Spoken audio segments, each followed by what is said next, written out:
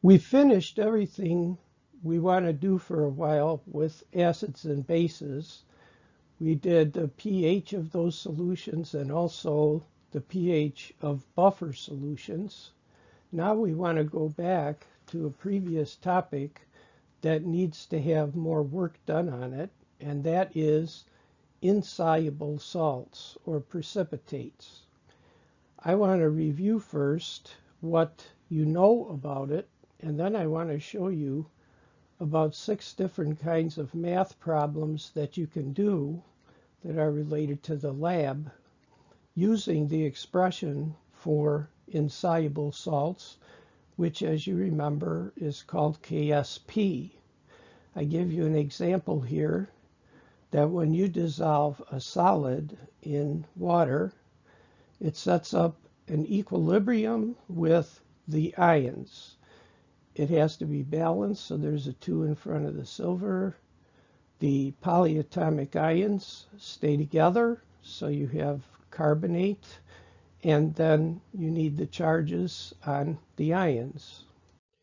When you write a K for this, it's called the KSP, solubility product, and you're going to square the silver because it's got a 2 in front. There is no denominator because solids do not go in, and the KSP value can be found in Table 1. You already used this table for a lot of problems, but here is on page 3 silver carbonate, and you can look up the KSP value. Here's another salt, silver sulfate, for comparison. The only difference is that the -2 ion is sulfate, but the KSP has a very different value because everything dissolves in water to a different extent. There's the KSP for silver sulfate. And one of the things I showed you about KSP is that the larger the KSP, the more soluble the salt is. So since the KSP for silver sulfate is bigger mathematically than for silver carbonate, that means silver sulfate is more soluble. We also did an example problem from the lab where I asked you, will a precipitate form if I give you the concentrations of the ions? This is the problem where you write the Q expression and plug in the initial concentrations, and then you compare it to K. If Q is less than KSP, there's no precipitate. If Q is greater than KSP, a precipitate forms. And I said that when you have will a precipitate form problems, they're always Q problems. In this class, we're going to start doing 2 different kinds of problems that you can do with insoluble salts or precipitates. I want to show them right away and show you what the difficulty for students is with these problems. The 2 classes that they're divided into, first of all, is a solubility problem. What this is where you take a solid that's already purified and put it in water and let it dissolve. So the ions that are in the water at equilibrium come from the dissolving of the salt. And the thing about this is I have under here multiply by coefficients. What does that mean? When you're writing a KSP expression, you always use coefficients as a power. That you never have to worry about. But sometimes you multiply the concentrations that you have in the problem by the coefficient, and sometimes you don't. In the solubility problems, you're going to multiply, because let's suppose that that salt in the picture was M2A. That means that for every 1 M2A unit, you're going to get 2 units of M+. That means you have to multiply the amount of the Ma that dissolves by 2 to get the M+. This is always occurring when the salt is the one that's providing the ions in the solution. But in the other kind of problem, it's the experimenter that provides the ions. This is where you mix two ions together and try to get the precipitate to come out of solution. So I'm showing in this one the metal and the anion are being mixed together, and you're trying to see whether you're going to get a precipitate. These are the kinds of problems that I call precipitation problems or mixing or Q problems, because they always involve those principles. And when the experimenter puts the ions in, he chooses the concentrations. You don't want to change those by multiplying by anything, because the person is picking what concentrations they want to use. You still use the coefficient as a power, but you don't multiply. And under both of these types, I list the types of problems we're going to do that are of each type. So that's one way to know whether you multiply or not. You just figure out which problems you do it for and which ones you don't. But as we go on, you're going to understand that problem more. You're going to understand how to resolve it better. And we're going to talk about it all through the lectures, whether to multiply or not. The first type of a problem that I want to do under the category of solubility problems is this one I'm calling type 1. Again, you don't have to know the type numbers, but it helps me classify problem types on the homework and also refer to them. This is a problem where I'm going to show you where the KSP values come from in the KSP table. How do you calculate them? The best way to do this, most accurate way, is to measure the solubility of the salt first. And you know that the solubility is just how much dissolves in a certain amount of water. The most common units we're going to use are grams per liter, so you tell how many grams dissolve in a liter, or moles per liter, or molarity. And of course, once you know the grams per liter, you can convert it to moles just by doing grams to moles. You should have learned all kinds of these in 131, depending on how much was covered. There are other solubility units like molality, mole fraction, mass percentage, volume percentage, normality, and the list goes on and on. We're only going to use these two today. You can get the others from these, and I want to emphasize the connection between the grams per liter and moles per liter. So these are the ones that we're going to use. I want you to understand that the solubility and the KSP are not the same thing. The solubility is a lab measurement. It tells you how many grams dissolve in a liter. The KSP is an equilibrium constant, or a math calculation that comes from the solubility. So you can't interchange them, and we're going to see that as we go along in the problems. But the first problem says that I give you the solubility of the salt silver chromate, Ag2CrO4. It tells you how many grams per liter and then asks what is the value of KSP. You always know you're doing this kind of a problem because it's the only problem that's going to ask you what is the value of KSP. The other types of problems, you're going to look up a KSP from the table and use it. So the thing is, when you want to calculate the KSP, you don't know for certain how much of each ion is going to be present in the solution.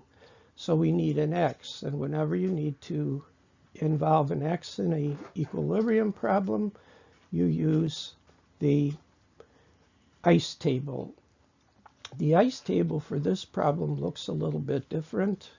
All I wrote under the silver chromate solid was solid, and that's because solids do not show up in the equilibrium expression.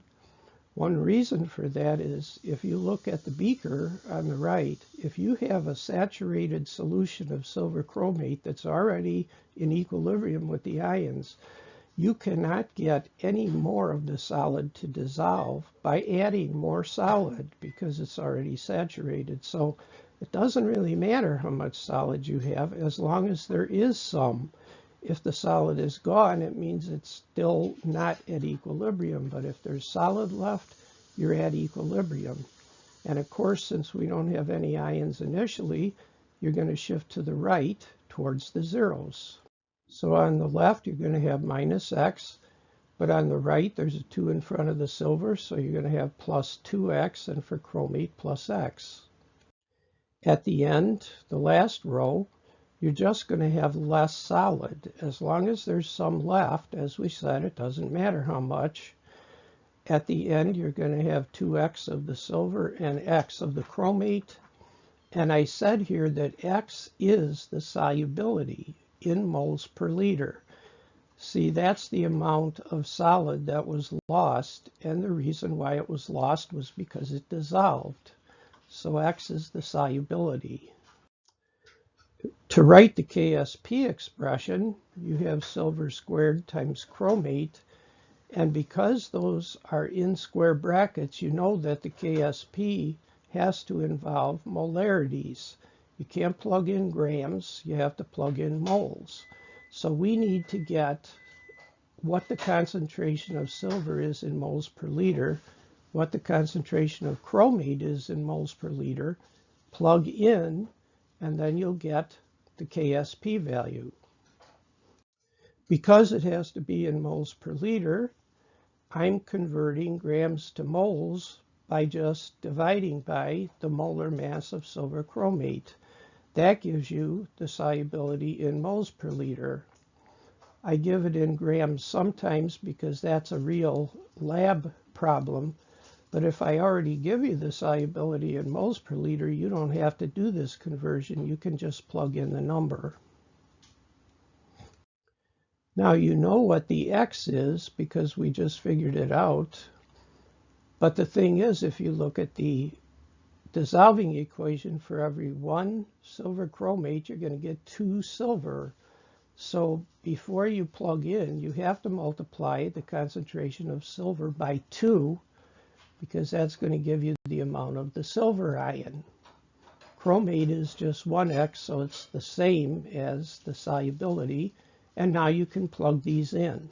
If you plug in these numbers and round it to 2 significant figures, it comes out to the same number that you got in table 1 that's listed. And there it is in the KSP table, 1.9 times 10 to the minus 12. Now, obviously, if I give you a problem like this on a test or something, I'm not going to give you one of the compounds that's in this table because you can just look up the KSP. I have all kinds of these listed from other sources, and I'll give you one that's not in the table and ask you for the KSP of that one, so it's not able to just be looked up. If you look at the math work, we did 2 things with the 2 that's in front of the silver. First of all, you multiplied the concentration by 2, and you do that because for every 1 Ag2CrO4, you get 2 silver ions. So the amount of Ag plus is going to be twice the amount of the salt that dissolves. The reason why you squared the silver ion is because that's part of the definition of KSP. Whenever you write an equilibrium constant, you always use the square. If there's a coefficient in front, you use it as a power. Sometimes in some problems you multiply like this, in some problems you don't, but you always use the coefficient as a power. We both multiplied by 2 and squared, and in this problem, that is correct. What I do if I'm doing this class face-to-face is that I next give students the chance to do one of these problems on their own. So I I'm quiet for a few minutes and give them a chance to work it out. I'm going to suggest that you try to do the same thing. You can pause this video and try to do this problem on your own piece of paper by following the exact steps that we did in the previous problem. This one I'm giving you the solubility of the salt BiI3, and I want you to calculate the value of KSP. This is the ice table you need, and so this is where I usually pause in the lecture and let students try to work this out. I'm going to continue with it now, whether you paused or not. The ice table has the coefficient in front of the I, also in front of the X, as you expect. You convert the grams to moles to get the solubility in moles per liter, and then you need to get the numbers for bismuth and iodide to plug in. Please notice that the iodide is cubed. This is a very common student mistake where they will just forget to cube the ion because there's a coefficient in front. They just forget about it. You do have to multiply the I minus by 3 because the solubility is the amount of the salt, and you're going to get 3 times as much I minus because you get 3 for 1. If you plug these numbers in and do it on a calculator, you get the same value as in table 1. And we did both multiply the I by 3 and cube. And here's the KSP value, same number. The second kind of problem is the exact reverse of the first one. Usually, you don't want to calculate KSPs because you have a table of them. Usually, what you want to do is use the KSP value for calculating something else. And in this case, we want to actually calculate the solubility from the KSP. You can tell how much dissolves in water from the value, but you have to do it mathematically. I'm going to use the salt calcium phosphate, which the numbers 3 and 2, as the subscripts are as large as you get for an ionic compound. And I looked up the KSP in the table, and it's 1 times 10 to the minus 33. There it is, calcium phosphate. We make the ice table just like we did in the previous example, but you're going to end up with 3x for calcium and 2x for phosphate. And this time when you write the KSP, you're going to have calcium cubed and phosphate squared. Now the thing about this is, a lot of people will make the mistake of plugging in 1 times 10 to the minus 33 for the solubility, but that is not the solubility. That is the KSP. They're two different things. The solubility is the number x. That's what we're trying to calculate. The KSP is the math number that goes on the left here of the KSP expression. It is always wrong to substitute the KSP for x. And we want to get the answer is going to come out in moles per liter because it's square brackets, and we can convert to grams per liter with the molar mass. So in this problem then, you're going to have to plug in the KSP on the left and the 3x and the 2x on the right, which is a kind of an interesting math equation to have to solve. We got to solve for x, and so first of all we need to expand those terms. There's a power rule in algebra that says that a coefficient or that a power outside parentheses gets distributed to both of the things inside the parenthesis. So you could make this 3 cubed x cubed times 2 squared x squared. And then you have to simplify. Now, this is a big problem. Please remember that 3 cubed is not 9. It's very tempting to write down 9. If you write down 9, you're going to feel really silly because it's 27. 3 times 3 times 3. I don't even put the wrong answer down on a test that you get if you plug in a 9, because I don't want anybody to do that. But as long as you remember it's 27, you will have to next multiply 27 times 4. You'll get 108. How do you multiply x cubed times x squared? Well, when you have that situation, you add the exponents. So we end up with x to the 5th, and in order to get the x by itself, we divide by 108. If you do that, the 108 cancels out, but you still don't end up with x. You have to get the 5th root of x in order to get the solubility. I'm going to go through calculating a 5th root on your calculator in a minute, but first all I want to do is get the answer and finish the problem. So if you do this correctly, the 5th root of x to the 5th, of course, is x, and then that's the value of the 5th root of the number in the inside the radical. And if you, that's in moles per liter, and if you want to convert to grams per liter, this time you have to multiply by the molar mass. So that's the answer I would ask you for in a problem there, 3 times 10 to the minus 5 grams per liter. But I did this another way. I just did this for my own sake. You can move the decimal over 1 and it becomes 30.6 times 10 to the minus 6, or 30.6 micrograms per liter. You don't have to do this, but what I wanted to say is that, you know, a milligram is a very small amount to dissolve, and 30 micrograms is actually 0.03 milligram, which I don't even know if you could see that amount. So this is an extremely insoluble salt compared to others that dissolve a bit more.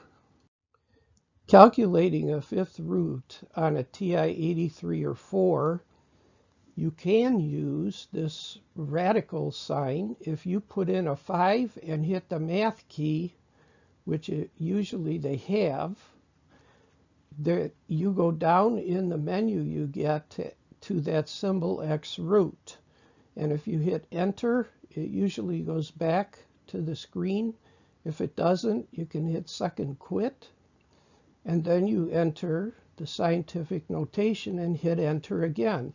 That's one way to get a root. And we're going to do square, cube, 4th, and 5th roots in these problems.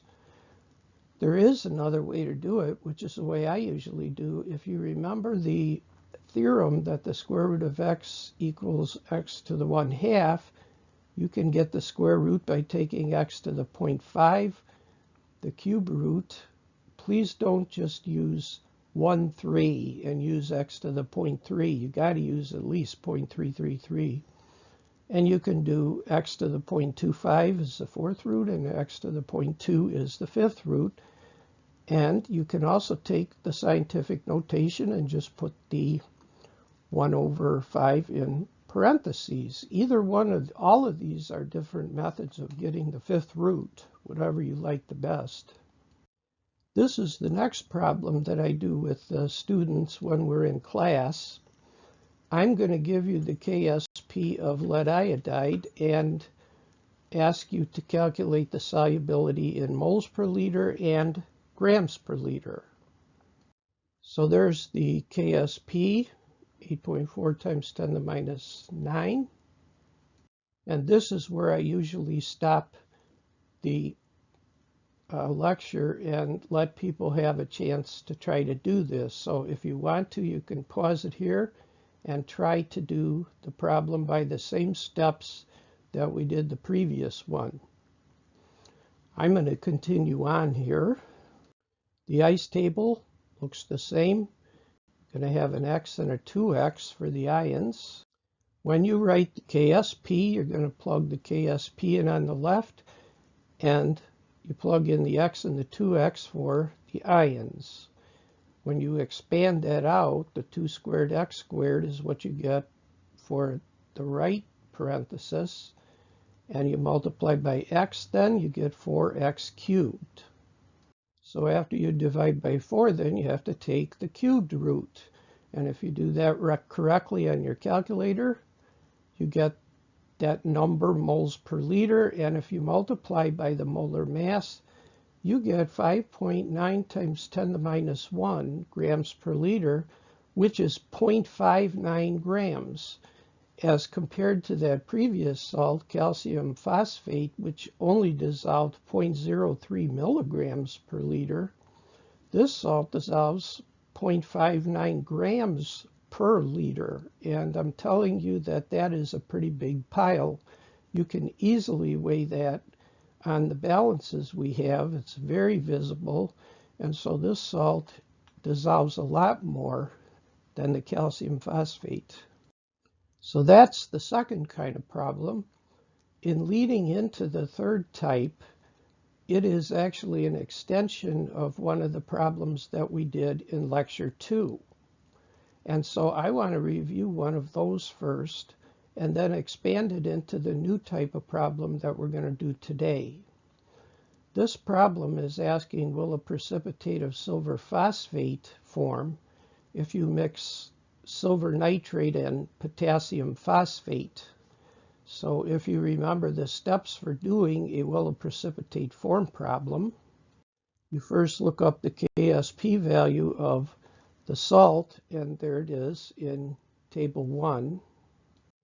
You write the dissolving equation for silver phosphate, and then you need the Q, because this is a Q problem. You can cross out the spectator ions in order to get the numbers to plug in, because we said you can always cross out spectators and use the numbers from the problem in this kind of a will of precipitate form. So there's the Q expression, and you plug in the two values from the problem. Since the Q is greater than KSP, you expect that a precipitate forms. Now, I didn't have to ask this problem in the previous class we did because I didn't even bring it up. But in this case, I want to, because it's going to be a problem today. Even though there's a 3 in front of the silver ion, why did I not multiply the 1.3 times 10 to the minus 4 by 3 before I plugged it in? And that is correct. You're not supposed to. See, this is a mixing problem or a Q problem. In those kind of problems, the experimenter is the one that chooses the amount that you put in.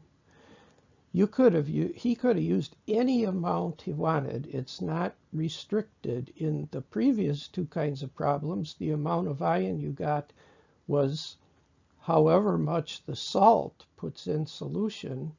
And so if there's a 1:2 ratio, you have to multiply the concentration by 2. But in this case, you don't, because the person doing the experiment is the one who picks the concentrations. But even though you don't multiply by the 3, you always use the 3 as a power. That's part of the definition of how you write a Q or a K expression. So these will precipitate form problems are under the type of problem that's a precipitation problem, where it says you do not multiply by the coefficients. Visually here, what the person's doing is mixing silver ion and phosphate ion, and when they dilute each other, it gives him the concentrations that are in the beaker there, and you want to find out if those will form a precipitate. You could have made those concentrations anything you wanted to test any amounts you wished. This is a variant of a will of precipitate form problem that I want to do now. I gave a couple of these in homework 2, Well, if you didn't get them exactly there, hopefully now it'll make more sense. But this question says, will a precipitate of iron hydroxide form in 0.1 molar iron nitrate solution at pH 5.4? Well, you might not even recognize this problem initially because it has pH in it, but it is a will a precipitate form problem, so you know it's going to be a Q problem. There's a reason why I want to do this to illustrate something. The principle is that you already know that chemists express the concentration of H plus as pH, but they can also express the concentration of OH as pH. That's very common because you know how to convert pH to OH. And the thing about that is, in this problem, what you really want is the concentration of OH, because that's what you plug into Q. But what I gave you was the pH, and so you need to do the conversion of pH to OH first. Here's the KSP of the iron hydroxide. And if you write the Q, of course you need a cube on the OH because there's a 3 in front. If you convert the pH to OH, you take 14 minus, which gives you the POH, and then you take second log of negative POH, and that's what you plug in for the OH.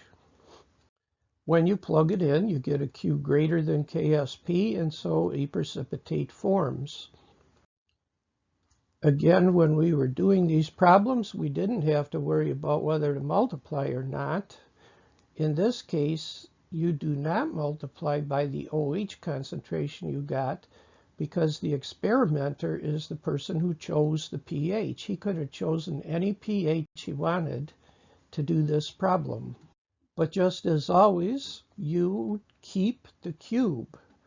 You always use the coefficient as a power in every problem. What you're really doing here is the person is mixing Fe3 plus and OH at the concentrations that are given in the lower beaker, but the OH concentration was given as pH. So this is leading into the third type of problem, which I'm calling type 3, is will a precipitate form with dilution? The basis of this problem is that when you mix two solutions together, they dilute each other. If there are ions in the two solutions, neither one of them is going to have the same concentration after you mix them as when they started, because you added extra liquid, and the concentration of both of them is going to go down. They get diluted. If you look at this problem, there's something in there that I have never given before in a will a precipitate form problem. The problem says, will a precipitate of calcium carbonate form if you mix 25 ml of 0.1 molar calcium nitrate with 75 ml of sodium carbonate. I never gave you ml before. That's my signal that this is a will a precipitate form with dilution. If I don't give you the ml, you can't do the dilution. If I do give it to you, that's my indication that you have to do it. The picture there below is showing that if you mix 25 ml of the calcium and 75 ml of the carbonate, they're going to give you more volume. There's no mystery to this because if you take 25 and 75, you get 100 ml total, but neither one of those ions has the same concentration anymore. We have to calculate those concentrations before we can actually do the will a precipitate form. The procedure is going to be the same in the sense that the first thing you do is look up the KSP of calcium carbonate. You write the dissolving equation and the Q expression, but you can't plug in the numbers given in the problem for calcium and carbonate because they're going to be diluted. What I've been giving in previous problems is the concentrations after the dilution. That's where the question marks are. But in this problem, I'm giving you the starting concentrations. And so you are going to have to get the values for the question marks before you can plug them in. You're going to use an equation that's called the dilution equation. And nobody ever remembers that name usually. But if I say M1V1 equals M2V2, seems like almost everybody remembers that one from 131. This is not the numbers in the present problem.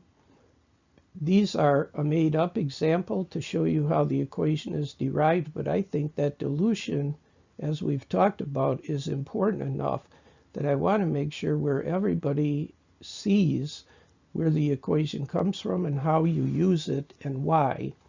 So I'm going to give you the example of a problem where you have 0.6 molar something. I'm just saying sodium chloride, it doesn't matter. And you are going to dump in 4 liters of water. So the question is, you have 5 liters total, but what is the new concentration of the sodium chloride? You know that the number of moles equals molarity times liters. So I'm going to use the number of moles equals M1 and liter 1 before you dilute, and then after you dilute, I'm going to use M2 and liter 2.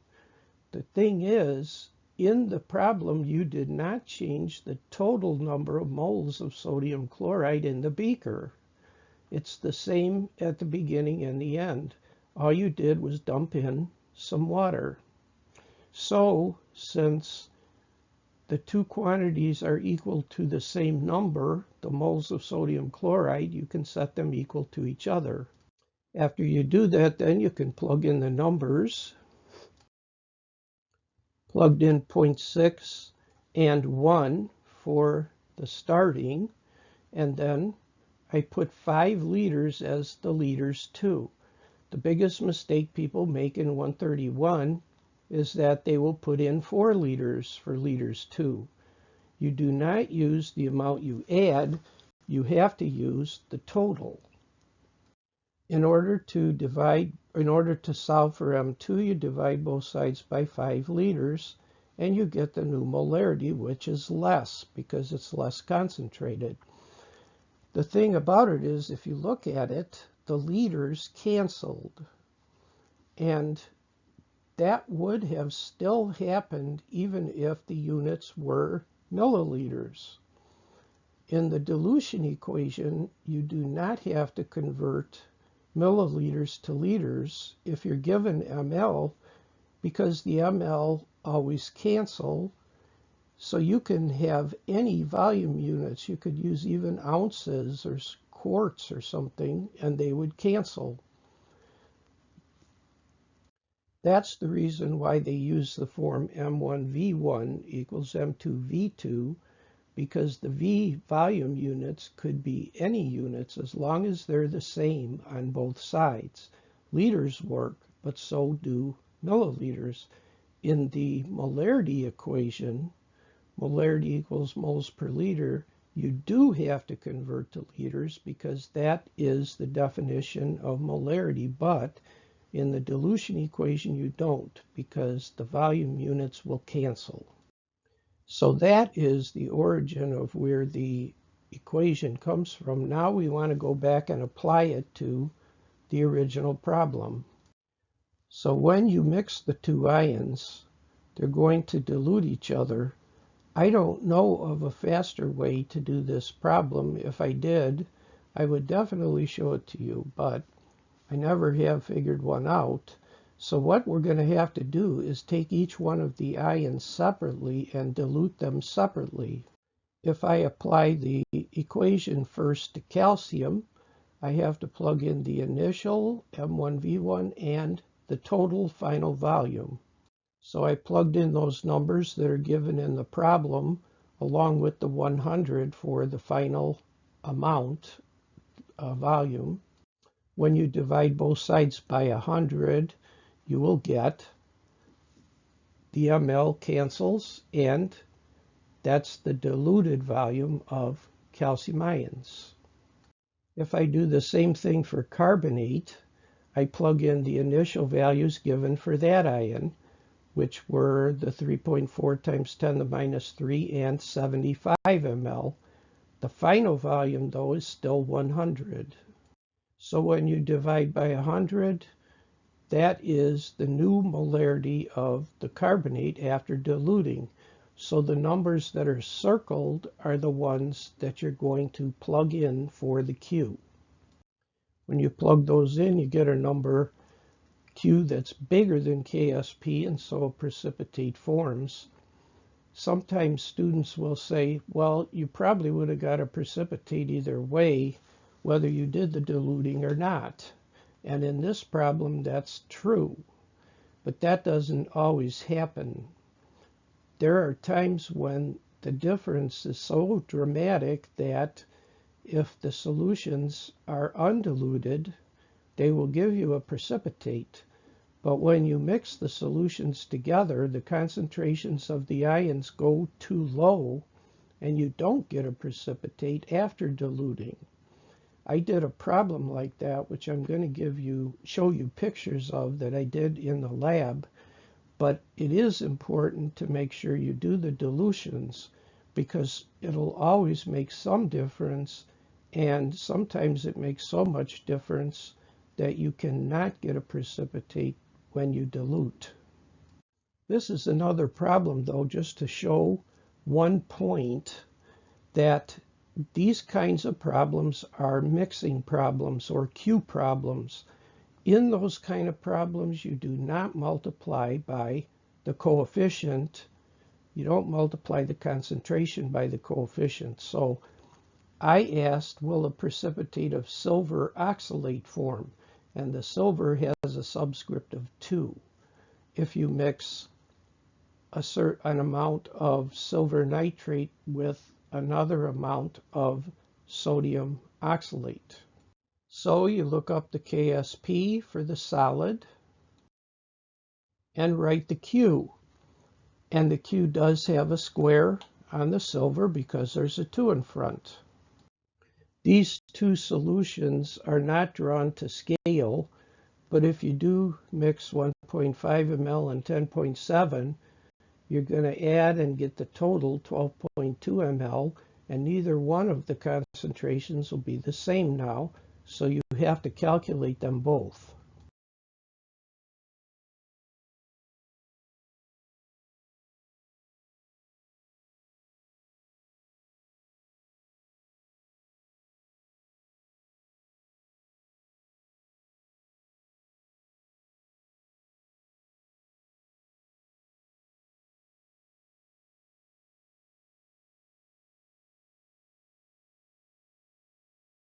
You plug in the initial numbers for silver and the 12.2 ml total. When you divide by 12.2, you get the diluted volume of silver ion. You do exactly the same thing for oxalate. You use the starting, what's given in the problem, and 12.2 for the total. You divide by 12.2, and you get the diluted concentration of oxalate. Now, I want to keep emphasizing that because this is a mixing problem, you do not multiply the amount of silver that you got by 2 before you plug it in for Q, because you don't do that in Q problems. But you always use the 2 as an exponent. There's no question about that. When you calculate the number, you get Q greater than KSP, and so precipitate forms. These two problems I came up with because I wanted to show you by an actual picture in the lab how this works. So what I did was, in the first problem at the top, this is an old type of problem where I did not dilute. All I did was put in enough lead nitrate and sodium iodide into a solution that they were both at the concentration 0.01, and I asked, will a precipitate of PbI2 form? Then I wanted to do another problem where I diluted those concentrations and see whether you still get a precipitate. So the second problem at the bottom asks if you'll get a precipitate if you mix 495 ml of one of them with 5 ml of the other. The thing is, the concentrations, 0.01, are still exactly the same. So you might think that since the concentrations are the same, you're going to get the same answer for each problem, but that is not the case. To do the first problem, this is just an ordinary Q problem, so we're going to look up first the KSP of lead iodide. There it is in the KSP table. And since it's will a precipitate form, I also write the Q expression. I can cross out the two spectators, nitrate and sodium, and all I have to do is plug in the 0.01s to get the Q. I'm not going to multiply by 2 for the I minus because this is a mixing problem, and so the Q comes out bigger than KSP and a precipitate forms. Now I want to do the second problem where you have to dilute. You first of all know you have to dilute because I gave you milliliters in the problem. And this is the one that I usually stop the lecture and give people a chance to do on their own. And so what we're going to do is we're going to mix the two amounts and see if you still get a PPT. So if you want to pause after this slide, you could try diluting these and plugging them in and see if you get the same answer that I'm going to get when I do it. In order to dilute the lead, you're going to plug in the starting amounts. You divide both sides by the total volume, 500 ml, and this is the diluted volume of lead. You repeat this for I minus, you plug in the initial amounts and you still use the total 500 ml, and that will give you the diluted amount of I minus. So I'm going to take the lead diluted concentration we calculated and multiply it by the I concentration squared. You always use the square, but we're not multiplying by 2 because it's a mixing problem. And in this problem, when we diluted, you come out with a Q that is less than KSP, and so you expect there to be no precipitate. When we used the two solutions at 0.01 without diluting, we got a precipitate. When we use the same two concentrations of 0.01 but with dilution, we did not get a precipitate. And here's where I did this in the lab to demonstrate it. In that beaker on the left, I had the concentrations of both equal to 0.01. You could think of that kind of as full strength. And I got a nice yellow precipitate of lead iodide. That's what it is, what the color is. But on the other one, I made two separate solutions of lead nitrate and sodium iodide at 0.01, and then I poured only 5 ml of the iodide into the lead solution. And I didn't get a precipitate. I hope you can see why now, because when they were full strength, we didn't dump anything into anything. But in the beaker on the right, I'm only using 5 ml of one of them. And it turns out that if that's all you put in, there aren't enough ions in the solution to go so that the Q is greater than KSP, and you don't get a precipitate because there's just not enough ions. The fourth kind of problem here is what I'm calling a very long name. It's probably the longest name, and it's probably the simplest of the problems because it's the fewest steps. I don't know how that worked, but anyway, we're going to call this type 4. Now, here's how it works. Let's suppose that you're in the lab and you want to precipitate an ion in a solution to form a solid. You know the concentration of the ion you want to precipitate, but you want to make sure that the ion that you add to it, you will add a high enough concentration so that you actually do get a precipitate. If you don't add enough, you can stay below the solubility limit and you still might not get a precipitate, even if you can form an insoluble salt. So what we want to find is the very minimum or smallest amount of the silver in this problem that will just begin to precipitate the chromate. Now that in itself is probably not that critical a number in the sense of using it, but it is the boundary. If you find the boundary line, as long as you make sure that your concentration is greater than the boundary, you will be sure that you're way above it so that you will get a precipitate. That's why chemists want to know the boundary. You can always recognize this kind of a problem because it'll have words in it like the minimum concentration or to just start precipitating. And of course, if you were going to get a precipitate, I showed you on the right that it has to be the one that you would get by crossing. What is the boundary? Well, the boundary is, you know that if Q is less than KSP, you get no precipitate. If Q is greater, you get a precipitate. What you want to determine is the very exact spot where Q, the initial, equals the KSP. And that's the cutoff. As long as you are above that amount, you will get a precipitate. So you go 10 times bigger, 100 times bigger, whatever, and it'll give you a PPT.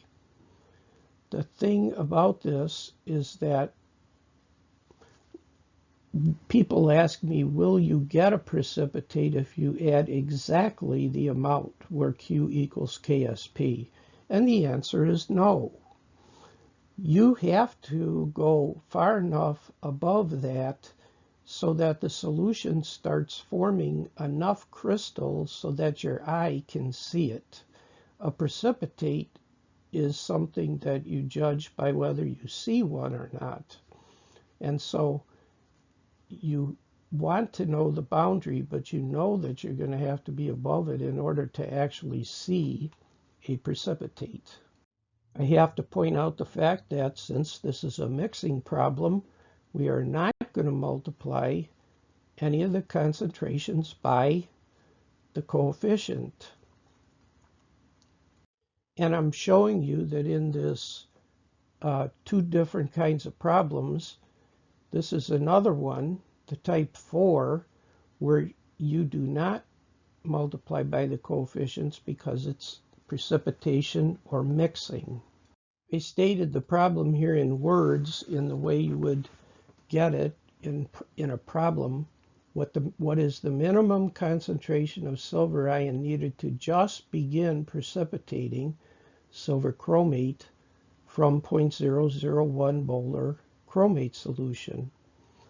You're going to start out, of course, by writing the dissolving equation for the precipitate, and you write the Q just as you normally do in a mixing problem. The thing is, what's different about this one is that when you look up the KSP of silver chromate, and there it is in table 1, this is the type of a problem where you set Q equal to KSP. So that's the characteristic of it. When you see that minimum concentration or just begin precipitating, you know that this is the kind of a problem where you're going to set Q equal to KSP.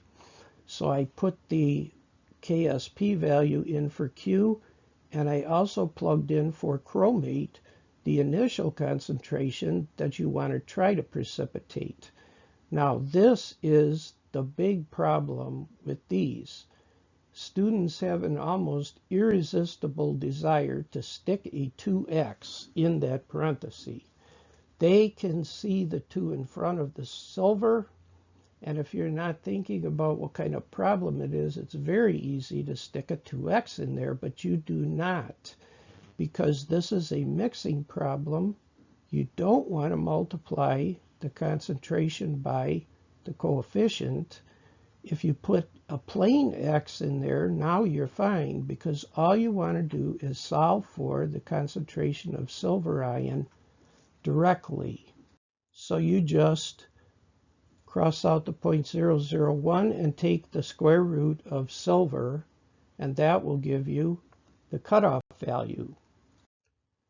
The number you get here, 4.36 times 10 to the minus 5, is not super important in and of itself, but what is important is that you realize that as long as you are above this concentration, you will get a precipitate.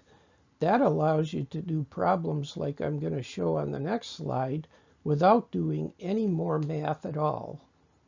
Will a precipitate form if instead you use 0.02 or 2 times 10 to the minus 2 molar silver? And of course the answer is yes, because it is greater. Any concentration of silver greater than the cutoff value should theoretically give you a precipitate. I wanted to demonstrate this again by doing an actual picture in the lab, and so this is the one I took on the next slide.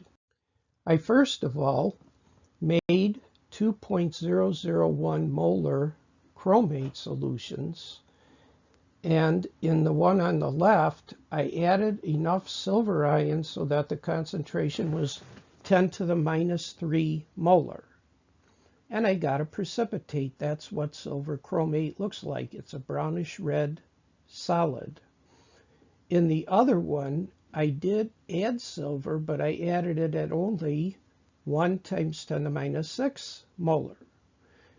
The thing about it is, when you add silver below the cutoff value, which on the previous slide we found out was something times 10 to the minus 5, you don't get a precipitate. So I'm trying to show that anything above the 10 to the minus 5 will give you a precipitate, and anything below that will not. And this is an actual experiment that demonstrates it. This is the problem that I give students to do in class, and I wait till they do it. What concentration of bromide ion is needed to just start precipitating lead bromide from a lead solution? We look up the KSP of lead bromide, and then this is the kind of a problem where you're going to set Q equal to KSP. So this is a slide where I usually stop and let people have a chance to do the problem. So if you would like to do that, just pause. So if you set Q equal to KSP, you plug in the KSP, the concentration of lead, and then you solve for the concentration of Br minus. And I ask you again, please make sure that you do not put a 2x in that parenthesis, because it is not supposed to be multiplied by 2 in a mixing problem. So after you divide both sides by what's next to the Br and take the square root, you get the cutoff again. Now the thing is, this just goes to show you though, and it's one of the reasons why I didn't particularly like research, is that I tried to do this experiment in the lab to show you. I like the picture I showed with the silver chromate better anyway, but this problem got sabotaged.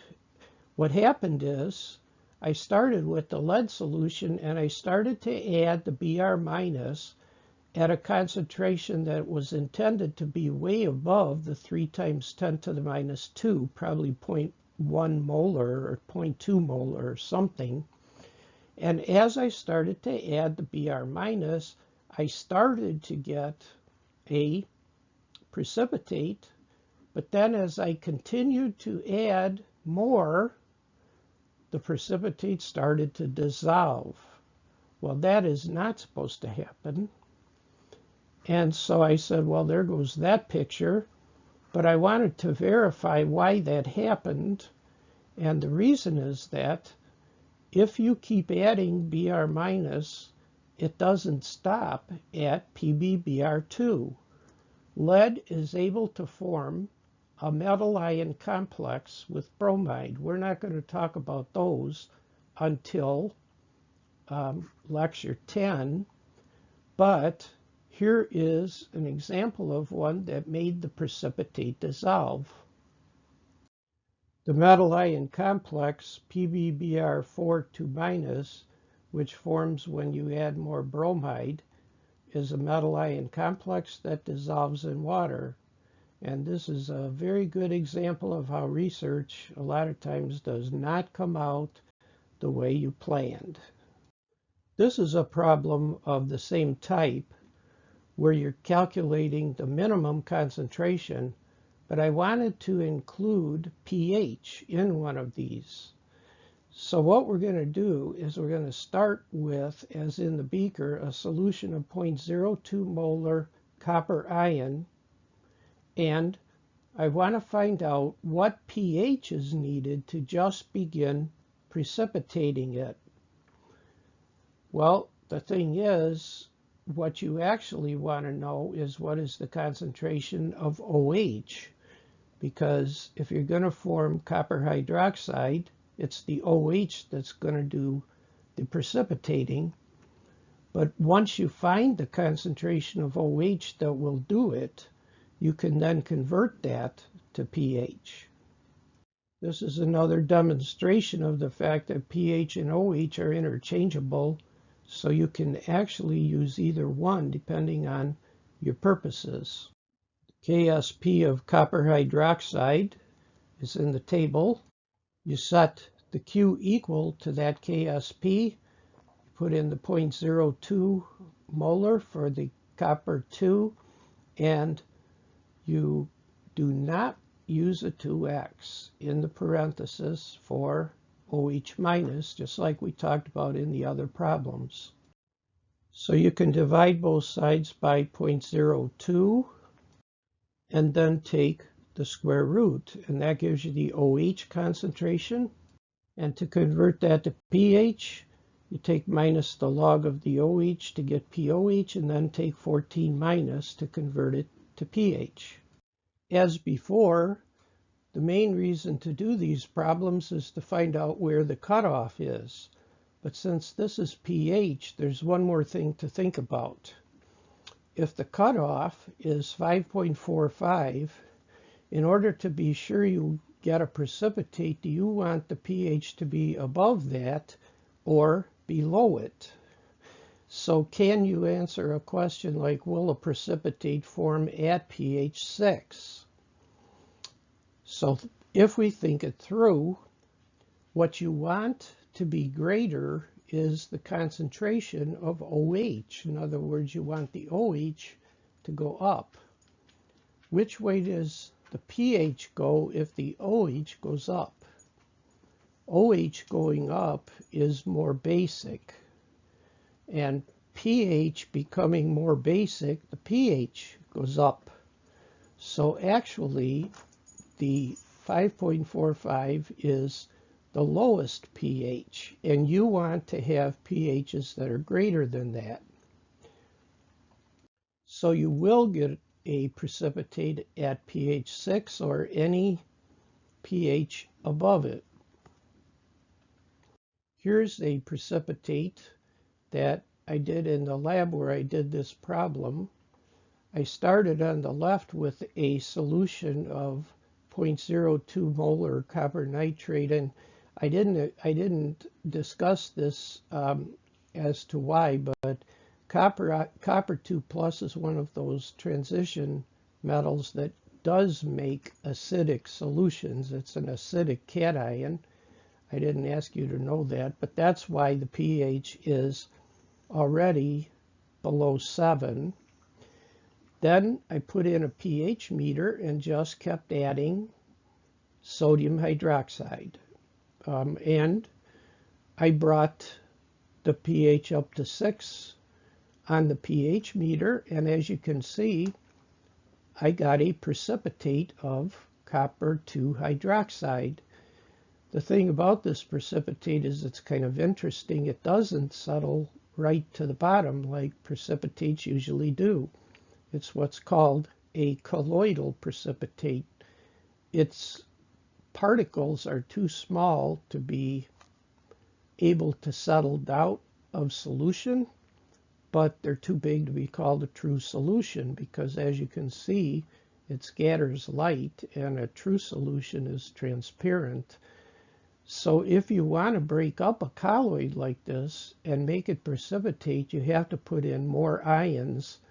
We do that in the lab sometimes. When you wash a colloidal precipitate, you wash it with a strong electrolyte, ions, so that it breaks up the colloid and allows it to precipitate, or allows it to settle to the bottom. Now, this type of problem is listed in the next lecture in the class notes book, but I'm going to do one of these today in this class because these are actually a type of problem where you do 2 type 4 problems in one. So they're very related. But this is a technique that's called fractional precipitation. And this is how chemists separate ions in the lab. The thing is that you'll have one ion in, you'll have more than one ion in solution. And what you do is you add another ion to the solution that only precipitates some of the ions.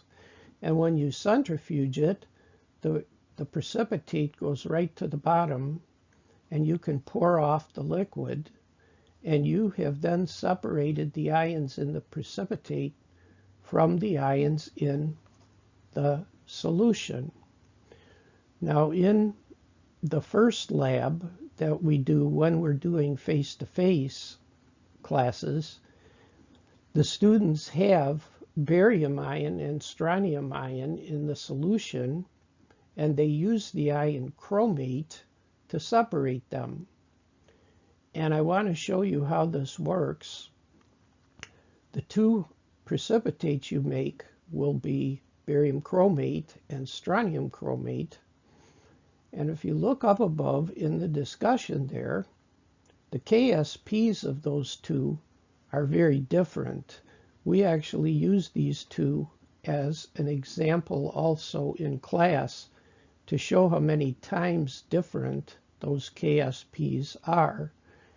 Strontium chromate, because it has a larger KSP, is much more soluble than barium chromate.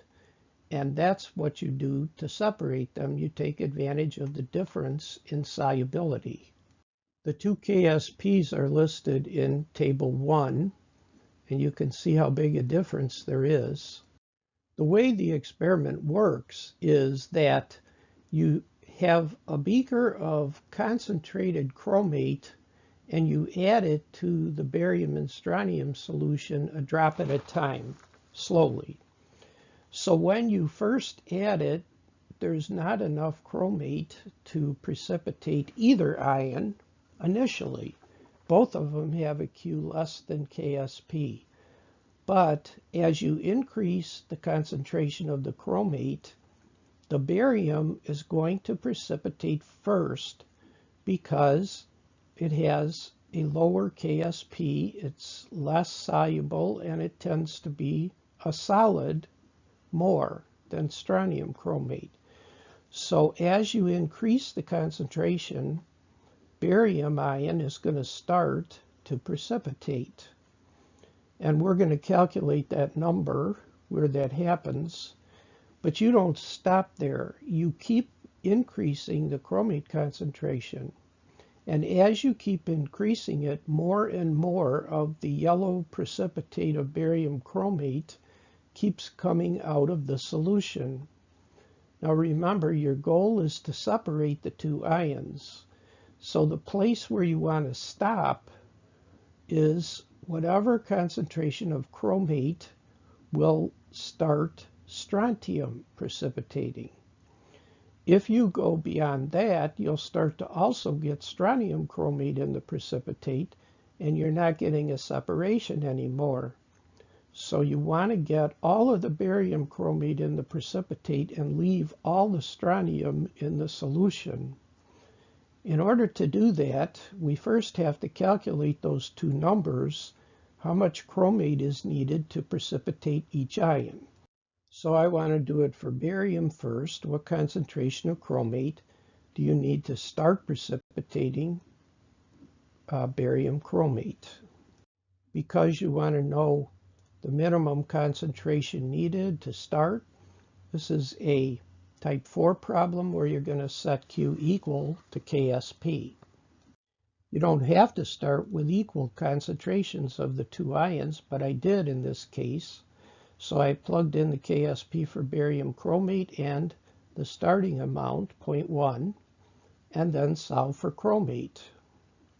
So this is where the number comes from that you need to precipitate barium. And as we said then, we're going to go beyond that amount until we get to the point where you would precipitate strontium. That would be exactly the same problem again, except that you're going to set Q equal to the KSP of strontium chromate. So I plugged in the strontium chromate KSP and the 0.1, and you want to solve for chromate again. So when you solve, this is the second number, the number next to the beaker for strontium. Now remember, the thing we're trying to do is separate these two ions. So in other words, when we get to the chromate concentration that's equal to the larger of the two numbers, where it says at this point, that's where we have to stop. And the question that we want to determine in order to figure out whether we actually got a good separation is what concentration of barium is left in solution when that happens, when we get to the larger amount. If you still have too much barium left in solution, you did not get a good separation. You have to get almost all of the barium out of solution by the time you get to the place where you want to stop. Since KSP is a constant, you can see that in order for the barium ion to go to absolutely zero left, the chromate would have to be infinite. So you'll never get rid of all of the barium, but you want it to be as low as possible so that you can classify this as a good separation. We already said that barium precipitates first. Always the ion that has the smaller KSP is more insoluble, and these experiments are designed so that one will precipitate first. The other reason is just it doesn't take as large a concentration for chromate in order for the Q to go above the KSP and start precipitating. And of course, you reach the lower concentration of chromate first. And so for both of those reasons, the barium precipitates first. But this is the question that we want to answer.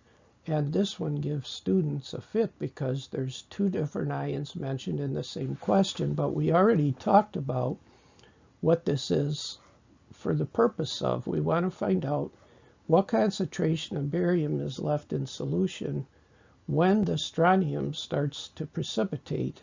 And that occurs at the larger concentration of chromate. Here's the slide again. We're asking at the higher concentration of chromate, what concentration of barium is left in solution?